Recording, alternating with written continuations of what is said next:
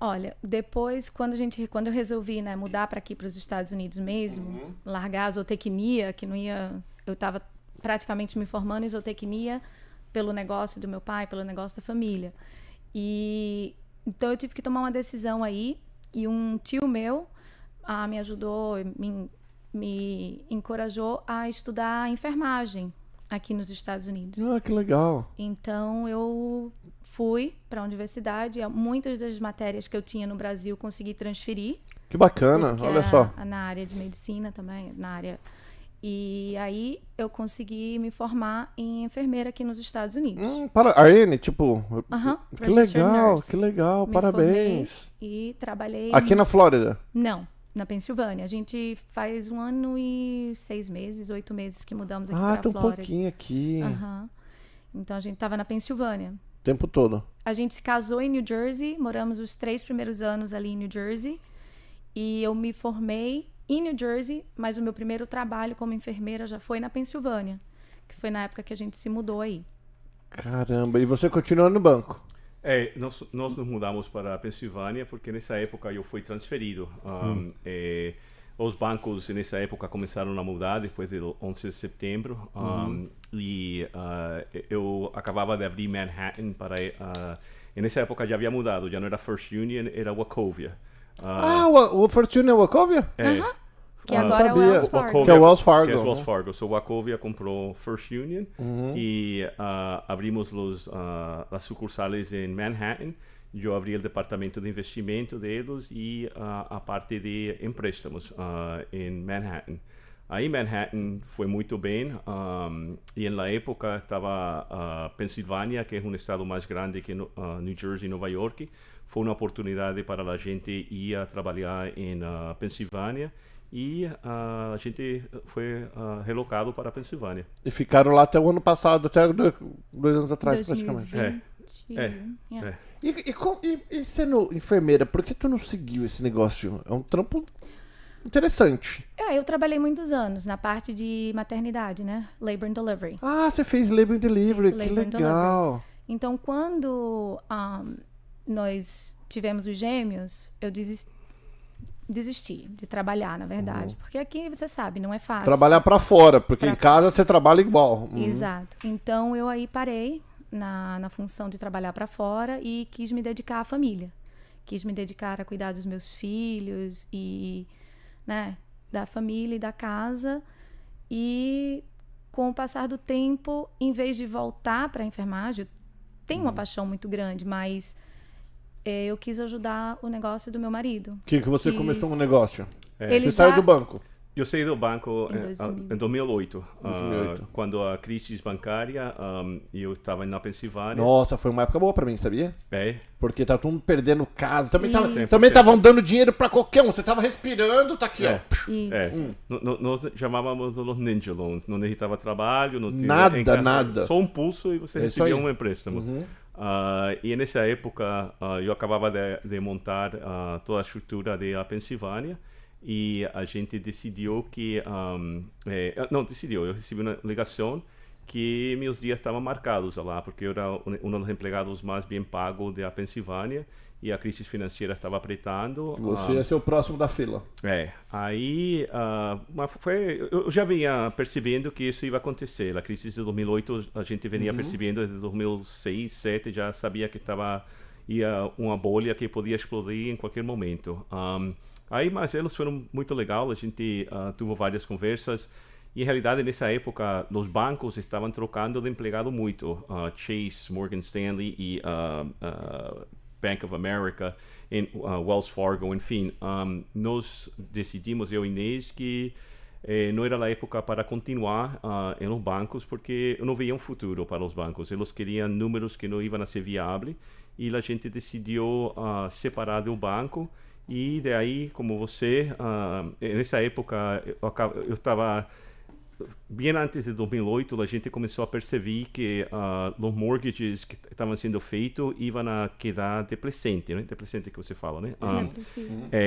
E eu fui atrás desse departamento, que era o Foreclosure Department nessa época, e montei uma estrutura para eles antes de sair, para amortiguar a perda que vai acontecer através disso. E, em realidade, o foreclosure prevention, que hoje em dia ainda existe nos bancos, fomos nós que formamos nessa época.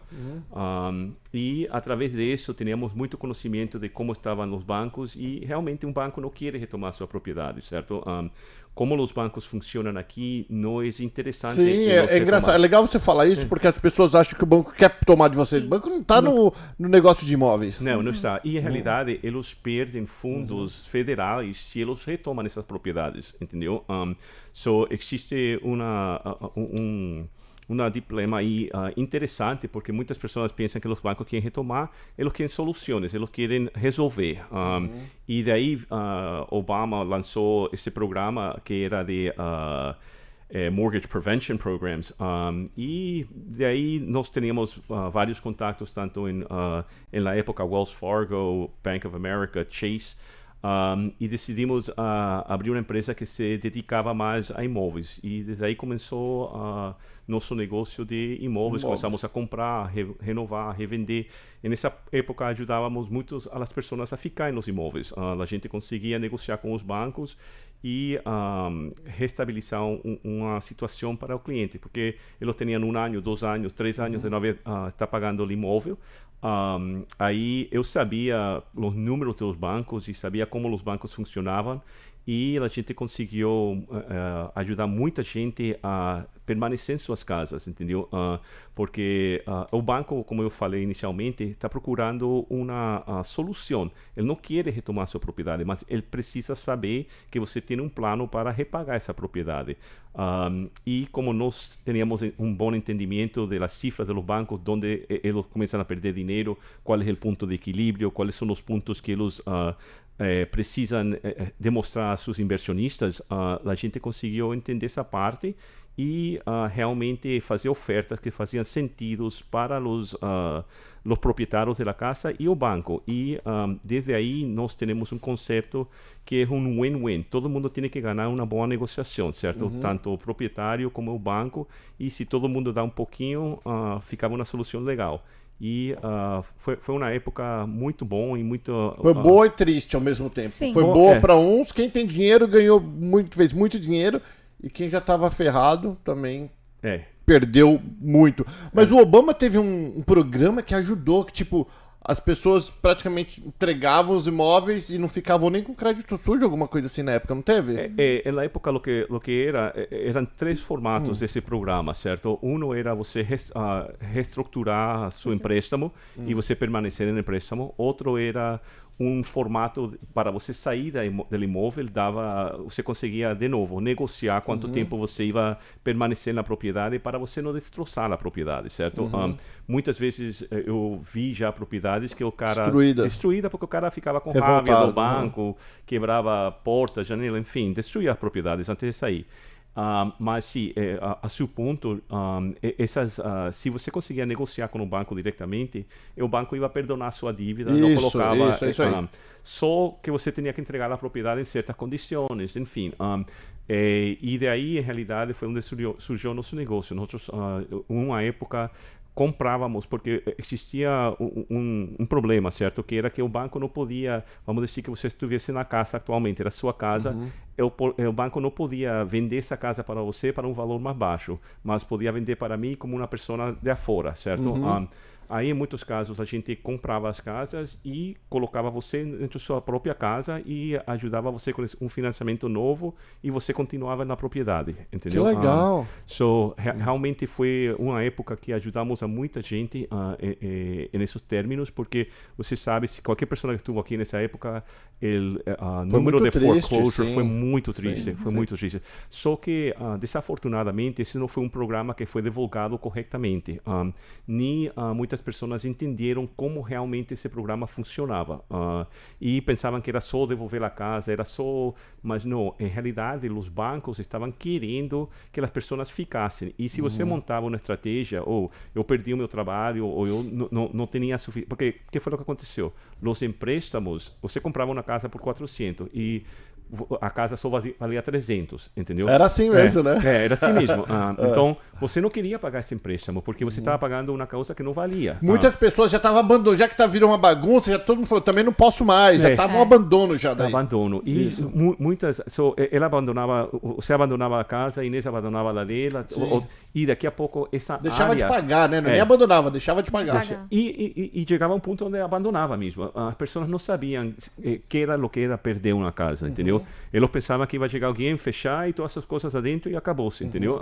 Muitas pessoas abandonaram mesmo, saíam das propriedades, deixavam elas, saíam de noite e você voltava no próximo dia e não havia ninguém na casa, entendeu? Porque eles não entendiam o processo de foreclosure e como funcionava. Depois que as pessoas que a gente conseguiu ajudar nessa época, porque era o que o banco queria. O banco queria uma solução. Ele queria saber, ok, você não pode pagar sobre uma casa de 400 porque ela vale 300, mas a 300 você consegue pagar? Ok, vamos a perdonar $100,000, você pica na casa de 300 e você paga X. Valia a pena, entendeu? E eles também vendiam as casas, porque eles sabiam que o valor já não existia, certo? A casa que eles tinham era de 400, eles conseguiam vender por 250, 300, e criou muita oportunidade. Eu comprei a casa que eu moro até hoje, eu comprei assim. E eu lembro que eu passava e falava, um dia eu queria aqui, mas eu não tinha condições. Quando eu tava construindo, eu lembro.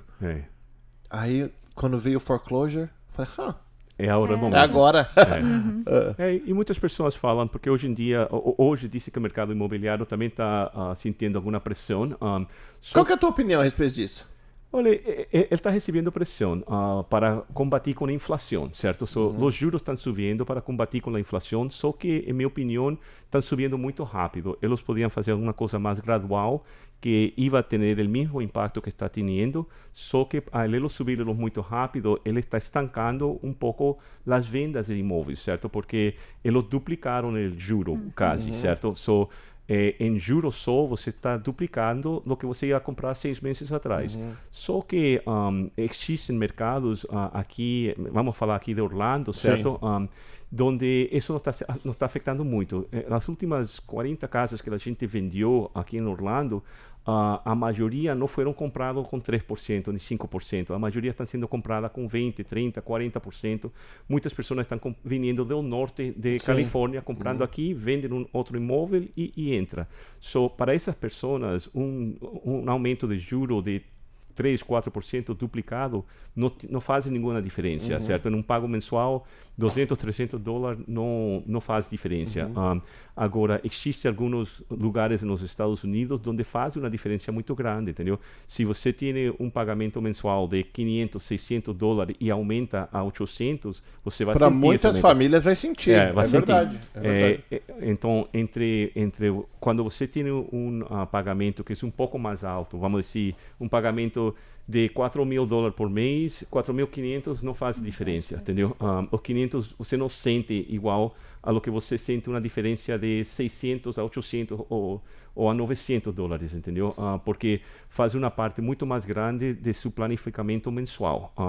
Quando as casas são de um valor mais alto, seus planos são diferentes e normalmente você tem um pouco mais de liquidez mensual, onde você pode absorver esse variável, especialmente se você está conseguindo vender uma propriedade. A última casa que a gente vendeu foi uma propriedade que o cara vendeu em Califórnia e comprou aqui. Conseguiu vender bem na Califórnia, conseguiu comprar bem aqui e o juro não estava nem aí para ela, entendeu? Então, isso foi o mês passado, entendeu? Então, não faz muita diferença a esse nível, mas quando você mira das cifras, e como em todo, o mídia também assusta, né? Com certeza. Eles estão aí para assustar, realmente. E por isso você vê em todo o torno que você está vendo, o governo está soltando informação para assustar o público, porque eles querem controlar a inflação. É isso aí. Então, esse controle de informação e esse momento esse jogo de cintura que o governo está tendo para soltar essa informação é para realmente corrigir algumas pessoas de sobregastar em outras coisas, em ter um plano financeiro mais adequado. E, em realidade, a inflação que estamos tendo, se você vê quanto você pagou por uma cesta de ovos 3 semanas atrás e quanto está pagando atualmente. Olha a gasolina. certo? Leite, todos os produtos estão ficando mais caros. Isso mexe com um plano financeiro 100%, entendeu? Então, quando sua diferença entre quanto você tem mensalmente e quanto você gasta é uma cifra baixa e você não tem muito recurso em cima dessa cifra, quando a inflação bate, você vai sentir diretamente. Agora, se você tem um ingresso mais alto e você tem uma folga mais grande em seu lançamento mensual, quizás você vai sentir, mas não vai afetar você tanto, entendeu? Essas são as partes mais importantes hoje em dia no mercado imobiliário. O bicho fala pra caramba também. Inês, meu Deus. Não, o legal que ele fala, pra eu ficar quieto, é porque eu tô aprendendo. Se eu já tinha cortado, que eu corto, começa a falar falando um monte de abobrinha, eu já corto logo. Mas faz sentido, ele tá falando porque eu vivi isto que o Richard tá falando aqui pra nós, eu vivi tudo isso, e pois é, Paulo, foi muita oportunidade, fala. Eu te falei, ele é super inteligente. Não, você não vale. Você e a mãe dele não vale nada falar. Nem os filhos. Que minhas filhas falam que eu sou mais forte, bonito e inteligente. A maior prova de inteligência dele é que ele casou comigo, Paulo. Aí foi aquilo que eu falei lá fora. Ninguém é perfeito, né? Ninguém a perfeição não existe, né, A perfeição não existe, tá aqui a prova. O homem quase que perfeito. Fica fazendo propaganda não, menina. Fala que é burrão, que é tudo de mentira. Porque senão a moerada na internet aqui, ó, tá na internet o bicho pega. Mas não esquece que eu sou nordestina, tem uma peixeira lá em casa. Já desce a nordestina. Tá, então você abriu exatamente uma empresa, agora em poucas palavras, uma empresa de fazer o quê em 2008? O que você fazia naquela época? Em 2008 a gente fazia ajuda para pessoas que estavam perdendo as casas, 100%. Você fazia você tentava negociar com o banco para eles primeiro? Exatamente, 100% para eles. A ideia era negociar para eles manterem suas propriedades. Nós ajudamos muitas pessoas a manter essas propriedades através da negociação direta com as empresas. Só que chegou um momento onde os bancos, nem os próprios bancos... Já não queria negociar, mano. Nem eles entendiam o programa, certo? Nem os próprios bancos entendiam. Porque hoje em dia se sabe que os bancos fizeram um erro muito grande, certo? Quando você para ver como os bancos... por cada dólar que um banco empresta, ele recebe 40, certo? Agora, se você prestou $1 e você... Quanto tempo? O próximo dia. É overnight. É impressionante, certo? Agora, se eles retomarem essa propriedade, desse dólar que eles emprestaram, eles perdem 50%. Certo? E ainda perdem os 40 que iam a receber, tá entendendo? Para eles não era negócio retomar essas propriedades, certo? O governo federal tem algumas coisas estruturadas para os bancos fazer um benefício para o pessoal, entendeu? Só que quando esse programa foi rolado, era rolado para uma quantidade de propriedades. E quando a bola de neve realmente começou, não eram poucas propriedades, eram muitas. E a maioria dos bancos tinha muitas sucursales e não entendiam o processo que eles tinham que atravessar para fazer o mortgage prevention, entendeu? Então, nesses momentos, foi que os bancos começaram a dizer, não, vamos a retomar propriedades, entendeu? E ao eles começar a retomar as propriedades, virou outro problema, certo? Que nessa época, você tinha que ser sua propriedade. Só chegou um momento onde nós comprávamos as casas e eu tinha que mostrar fisicamente que você saiu da propriedade e eu podia vender essa propriedade para você de volta, entendeu? Fizemos isso muitas vezes, ajudando as pessoas, porque eles não tinham a liquidez para comprar direto do banco. Nós, na época, tínhamos uma liquidez que podíamos comprar a propriedade e devolver para o proprietário com uns termos mais favoráveis. De aí começou... Caramba, que legal isso aí, né?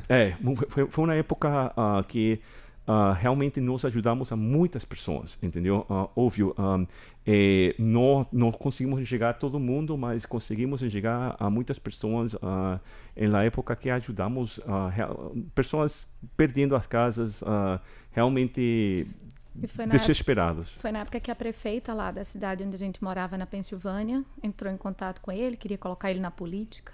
Culpa minha. Se tivesse colocado, teria ganho. Sim. Certeza. Sabe por quê? Eu tô conhecendo você agora. Certo.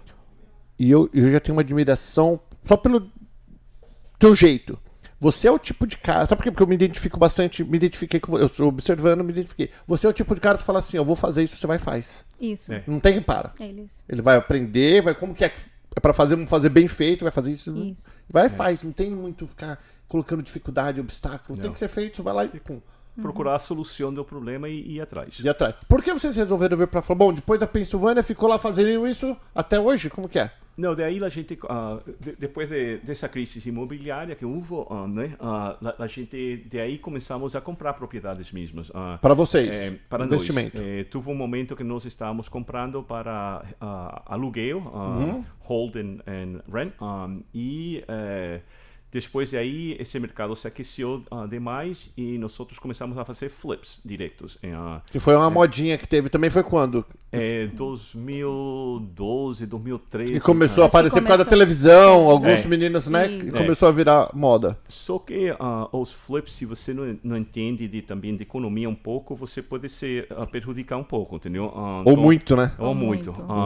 Só nós começamos a fazer flips, começamos a entender bem do O fazer flip, resume para nós, o que é fazer flip? Certo, só nós comprávamos propriedades, las renovávamos e las vendíamos. Nós procurávamos casas que tinham de 15 a 20 anos de idade, que já são casas que foram construídas, mas já estão na época de a cozinha ser renovada, os banheiros ser renovados, enfim, a renovação tinha que ser feita. Muitas pessoas compram flips a níveis baixos, certo? 30, 100 mil, 200 mil dólares. Nós nos enfocamos em comprar flips de valores mais altos, porque as casas são construídas melhor, as casas têm, nós chamamos de esqueleto. O esqueleto da casa é bom. Aí a gente consegue fazer uma reparação à casa, renovar banheiros. Com menos surpresas, né? Com menos surpresas. Uma casa mais velha, você tem muita surpresa. E a construção não foi bem feita. Só a gente compra a propriedade, renova a propriedade e revende a propriedade. Esse é o conceito básico de um flip. E vocês começaram a fazer isso, aprenderam, pegamos uma manha. Começou. Nos primeiros 3 anos, nós fizemos com dinheiro próprio. Toda a propriedade que a gente comprava e renovava e revendia era dinheiro próprio. E qual que é a margem de lucro, digamos? Eu sei que varia, mas elas, assim, uma pela outra. Para nós entrar em um flip, tem que ter mais ou menos 25% como mínimo de entrada, de lucro. Óbvio, você falou, não toda vai ser aí, mas o ponto inicial tem que ser aí. A parte que realmente faz uma diferença para nós é por não ter surpresas. O valor que a gente vai investir na propriedade, normalmente a gente consegue assegurar ele, certo? Mas dou um exemplo, por exemplo, agora com a pandemia de Covid, certo? Foi uma época muito difícil. Eu prefiro muito mais a época que estamos vivendo hoje há 2 anos atrás. Há 2 anos atrás. Por quê? 2 anos atrás, eu não podia controlar o preço onde eu estava comprando. Para eu comprar, tinha que comprar um pouco mais alto porque o mercado estava superaquecido, certo? Não conseguia controlar o valor de quanto eu ia pagar em material porque o material estava escasso e tinha que entrar de outros lugares, certo? E não podia determinar o preço de venda porque não sabia se o mercado ia subir e baixar. Hoje em dia eu estou comprando com muito menos competência, ninguém está competindo contra mim em minhas compras, já sei o valor de material, porque já está estável, nós compramos material ao por maior, estocamos eles e eu consigo já determinar exatamente, 2 anos atrás, não tinha suficiente material para eu comprar e estocar. Era briga no Home Depot. Era briga no Home Depot. Para estocar, que ele fala é guardar. Guardar. Hoje em dia, nós compramos material, já mantemos ele em warehouse. Você já compra para o próximo flip. Para o ano de flips. Você tem quase um mini Home Depot guardado. Porque eu não posso absorver, eu preciso absorver se o mercado perder material de novo, tá entendendo? O que pode acontecer.